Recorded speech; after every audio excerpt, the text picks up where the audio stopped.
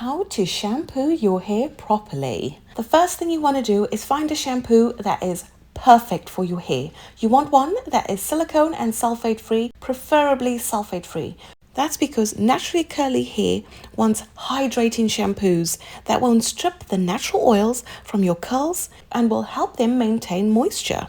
So today I've picked the Naughty Wave Hello cruelty-free, vegan-friendly, curl-defining shampoo. It's for curly and wavy hair. This shampoo actually says it's for curly and wavy hair. That's what you need to look for, and check that it's curly girl friendly with sea kelp and avocado oil.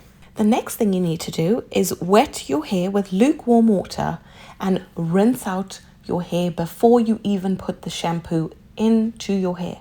That is the first step. Wet your hair, rinse out all the oils, everything you can get out, rinse it out now.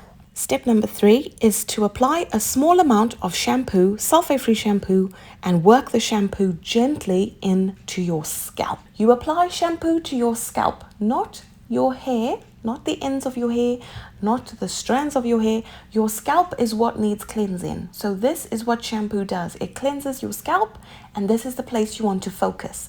As you massage your scalp, this lather from the shampoo will actually move down the shaft of your hair as you're rinsing your hair out. This also includes the ends of your hair right down to the tips. As you're rinsing it out, all the dirt is flowing down the shaft of your hair, down your body. Another point to mention is when you massage your scalp, make sure you use your fingertips or a scalp scrubber. I'll show you. Here you go. But really, make sure you don't use your nails. You don't want to scratch your scalp and open it to infection. So make sure to use your fingertips if you don't have a scalp massager.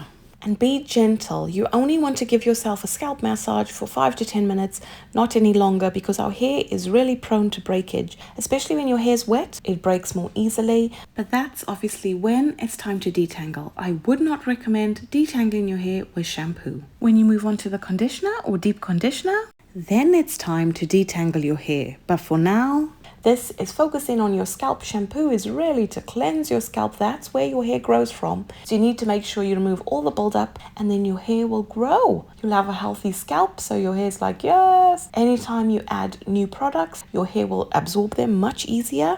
Then when you layer product upon product upon product, I suggest using a normal shampoo like this once a week when you do your wash day. But at least once a month, you need to do an apple cider vinegar rinse or something to help exfoliate and remove the buildup. Sulfate-free shampoos clean your hair and keep your natural oils, but they don't remove all the buildup. So you really need to use an apple cider vinegar rinse at least once a month, or a scalp scrub like this one. Then once you've shampooed your hair, the next tip is to rinse thoroughly. Make sure to rinse your hair completely.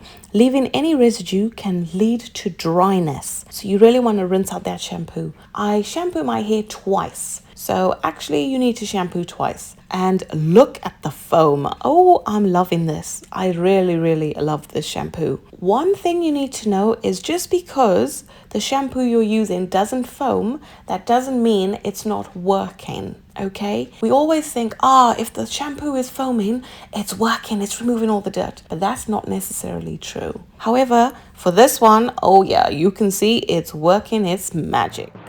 And if you love foamy shampoo, this is the one. You don't need a lot. Literally, you need a dime size.